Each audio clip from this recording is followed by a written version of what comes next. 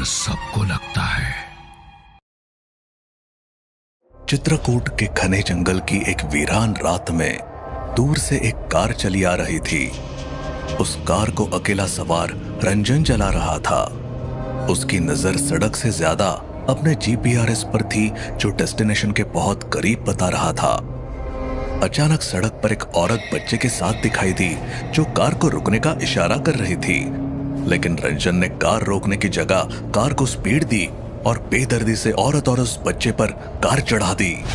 वो औरत और बच्चा चीख उठे और उनका खून कार के आगे कांच पर फैल गया। लेकिन रंजन ने स्पीड कम भी नहीं की और कुछ आगे निकलकर देखा तो उसकी आंखें हैरानी से फटी की फटी रह गई। वो औरत और बच्चा वही सड़क पर खड़े थे जैसे कुछ हुआ ही नहीं था। और अब रंजन ने पलटकर सामने देखा तो कांच पर अब खून भी गायब हो चुका था। ये देख रंजन ने अपने माथे से बहता पसीना पोंछा। अच्छा हुआ प्रवीण ने मुझे बता दिया था कि रास्ते में भटकती हुई आत्माएं शिकार की तलाश में इंसानी रूप में मिलेंगी। अगर मदद को रुक गया होता तो कल रात से मेरी आत्मा भी यहीं भटकती मिलती। वैसे भी आज शनि अमावस्या है। आज तो शक्तिशाली आत्माएं आधी रात बाद अपने चढ़ावे को तलाशती है। रंजन घड़ी देखता है, 9 बजने वाले थे। ओह शिट, मुझे आधी रात से पहले वापस लौटना है। जंगल के एक सुनसान कोने में रंजन ने अपनी कार रोकी और देखा वहीं कुछ दूर एक बड़ा सा पीपल का पेड़ था, जिसका ऊपरी हिस्सा सूखा था। यही है वो पेड़ जो मेरी किस्मत को बुलंद सितारे की तरह चमका देगी।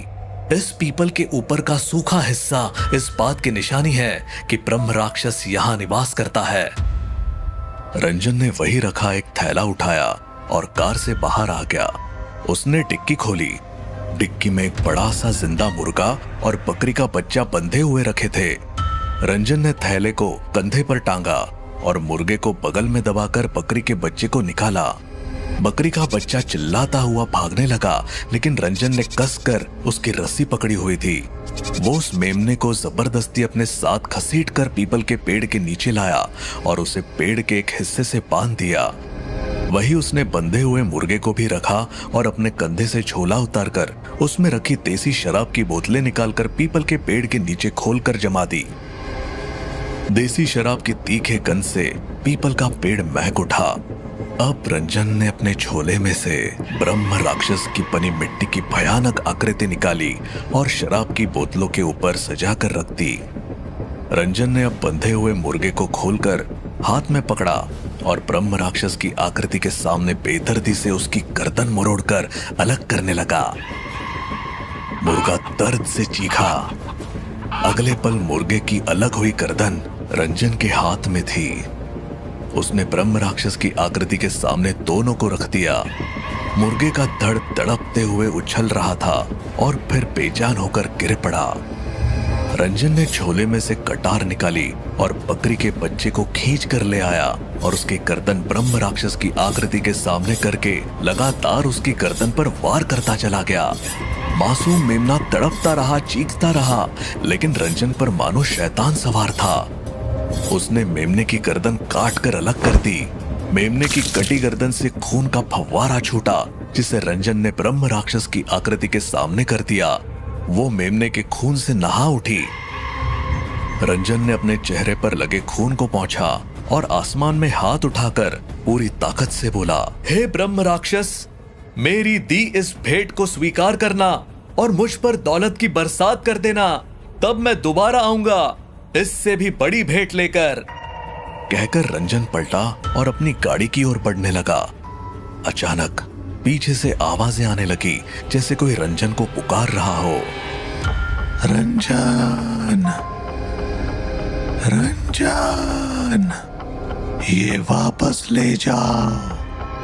रंजन, इन्हें वापस ले जाओ। लेकिन रंजन रुका नहीं और ना ही उसने पलटकर देखा। उसने पुकार रही आवाजों को इग्नोर करते हुए गाड़ी में बैठा और गाड़ी पलटाकर वापस लौटने लगा। रंजन की कार फिर से सुनसान सड़क पर जा रही थी। वो ड्राइव करते हुए मोबाइल पर अपने बिजनेस पार्टनर प्रवीण से कह रहा था, जैसा तूने बताया था मैंने वैसा कर दिया प्रवीण, बस अब वो ब्रह्म राक्षस खुश हो जाए मुझ पर।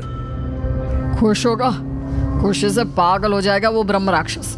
इसीलिए तो तुझे शनि अमावस की रात को चढ़ावा रखकर आने को बोला था। शनि अमावस को पसंद के भेंट मिल जाए तो ब्रह्म राक्षस खुश होकर पैसों की बरसात कर देता है। अब तुझे दुनिया का सबसे बड़ा बिजनेसमैन बनने से कोई नहीं रोक सकता रंजन। बस बड़ा हो जाए तो अपने इस बचपन के दोस्त और पार्टनर को भूल मत जाना। सुनकर रंजन हंस पड़ा था। तभी रंजन के चेहरे का रंग उड़ गया और चेहरे की हंसी भी गायब हो गई। बच्चे के साथ औरत की भटकती आत्माएं लिफ्ट लेकर किसी की कार में बैठ रही थी। रंजन की इच्छा हुई कि वो चीख कर कार वाले को बता दे, लेकिन वो कार में बैठकर जा चुके थे। वो कार रंजन की कार के करीब से गुजरी और उस औरत की नजरें रंजन से मिली। नजर मिलते ही औरत की आंखों से लहू टपकने लगा और उसका मासूम चेहरा एक भयानक चेहरे में बदल गया। डर की लहर रंजन के बदन में दौड़ गई। फुल एसी में भी उसके पसीने छूटने लगे। रंजन ने कार की स्पीड बढ़ा दी और उस कार को पीछे छोड़ते हुए बहुत आगे निकल गया। जंगली जानवरों की आवाज जंगल में गूंज रही थी। पीपल के पेड़ के नीचे रखे मांस की ओर भेड़ियों का झुंड बढ़ रहा था।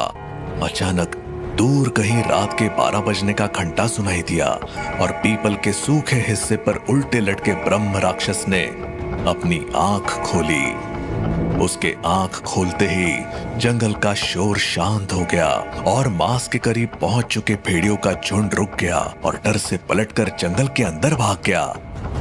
अचानक उल्टे लटके ब्रह्म राक्षस को रंजन के शब्द सुनाई देने लगे। ये सुनते ही ब्रह्म राक्षस ने खुद को छोड़ दिया और वो सर के बल पेड़ के नीचे गिरने लगा।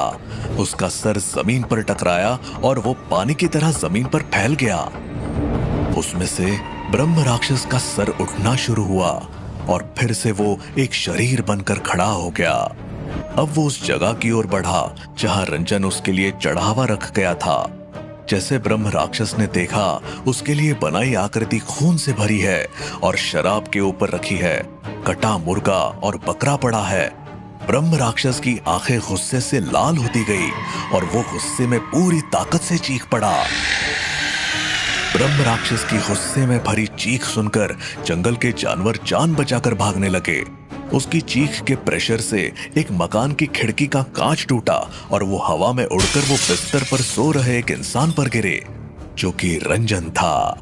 रंजन और उसकी पत्नी घबरा कर उठ बैठे। रंजन की आंखें हैरानी से फटी रह गई, ये देखकर कि खिड़की के टूटे कांच सिर्फ उसी पर गिरे थे, साथ में सो रही उसकी पत्नी पर नहीं। रंजन दौड़कर खिड़की पर आया और बाहर झांक कर देखा तो हैरानी से आंखें फटी रह गई, क्योंकि सिर्फ उसी की खिड़की का कांच टूटकर बिखरा था, किसी और के नहीं। रंजन को समझ नहीं आया ये सब हो क्या रहा था। इसे कोई अनोखी घटना समझकर रंजन और उसकी पत्नी गेस्ट रूम में जाकर सो गए। जल्दी ही दोनों को गहरी नींद आ गई। तभी हल्की सी आवाज कमरे में आने लगी और रंजन की नींद खुल गई। रंजन की आंखें फटी रह गई, ये देखकर दरवाजा अपने आप खुल रहा था। अब दरवाजे से वो मुर्गा और बकरा अंदर आता है, जिसे काट कर रंजन चढ़ा चुका था। उन्हें यूं जिंदा अपने घर में देख रंजन डर से चीख कर उठ बैठा। अगले पल मुर्गा और बकरा कूद कर रंजन पर आए और हमला करने लगे। मुर्गा चोंच से नोच कर रंजन का मांस निकाल रहा था और बकरा अपने दांतों से रंजन का मांस खींच रहा था। रंजन पागलों की तरह चीखता जा रहा था। अचानक रंजन की पत्नी उठती है और देखती है रंजन का मांस अपने आप निकल रहा था। ये देखकर वो चीखती है और रंजन का ट्रांस टूट जाता है। रंजन देखता है वो कमरे में अपनी पत्नी के साथ था और मुर्गा बकरा वहां नहीं था, लेकिन उसके शरीर से नोचा हुआ मांस दिख रहा था। रंजन की पत्नी रंजन को तुरंत हॉस्पिटल ले गई, लेकिन अगले ही दिन बिना किसी को कुछ बताए रंजन अस्पताल से निकल गया और वो सीधा अपने बिजनेस पार्टनर प्रवीण के पास पहुंच गया। रंजन ने प्रवीण के केबिन में घुसकर सीधा उसकी गर्दन पकड़ ली और वो बोला, ये क्या हो रहा है मेरे साथ प्रवीण? तूने तो कहा था मुझ पर पैसों की बारिश होगी, पर ये तो मेरा मांस नोच रहे हैं। सुनकर प्रवीण हंस पड़ा और खुद को रंजन की पकड़ से आजाद करवाकर बोला, तू पढ़ा लिखा गधा है रंजन, तुझे इतना भी नहीं मालूम? ब्रह्म राक्षस ब्राह्मण कुल का होता है। वो मांस मच्छी और शराब को छूता तक नहीं, और तूने उसे चढ़ावे में दे दिया। अरे नहीं पता था तो पहले पता करता। अब तो तूने ब्रह्म राक्षस को गुस्सा दिला दिया है, वो अब तुझे छोड़ेगा नहीं। क्यों किया तूने मेरे साथ ऐसा? ये भी नहीं सोचा हम बचपन के दोस्त थे? तू मेरा बिजनेस पार्टनर भी तो था। मैंने जो घपले कंपनी में किए थे वो तुझे पता ना चले, इसके लिए जरूरी था कि तू दुनिया से अलविदा हो जाए। इसीलिए मैंने तुझे लालच में फंसाकर शनि अमावस्या को मांस मदिरा ब्रह्म राक्षस को चढ़ाने भेज दिया। अब तेरी जान ब्रह्म राक्षस लेगा और मेरे रास्ते का कांटा भी दूर हो जाएगा। अब तू भाग, यहाँ से जितनी दूर हो सके भाग जा, क्योंकि तेरे पीछे अब तेरी मौत बनकर ब्रह्म राक्षस है। रंजन गुस्से में प्रवीण को मुक्का मारता है और वहां से भागता है। रंजन की कार उसी पीपल के पेड़ के सामने रुक गई थी। रंजन कार से निकलकर दौड़ा और पीपल के नीचे से मांस मदिरा और खून को पागलों की तरह साफ करके फेंकने लगा। अब वो जगह साफ थी और रंजन वही गिरकर रो पड़ा और माफी मांगने लगा। मुझसे गलती हो गई ब्रह्म राक्षस जी, मुझे फंसाया गया था, मुझे माफ कर दो। रंजन बच्चों की तरह रोने लगा। पेड़ पर उल्टा लटका ब्रह्म राक्षस उसे देख रहा था। देर रात प्रवीण के पास पुलिस का कॉल आया। हमें आपके बिजनेस पार्टनर की लाश चित्रकूट के जंगल में पीपल के पेड़ के नीचे मिली है, आप शिनाख्त करने के लिए आ जाओ। जी मैं अभी पहुंचता हूँ। कहकर प्रवीण ने कॉल काटा और वो खिलखिलाकर हंस पड़ा। प्रवीण लाश शिनाख्त करने ड्राइव करता हुआ चित्रकूट के जंगल में रात को गुजर रहा था। वो खुश था।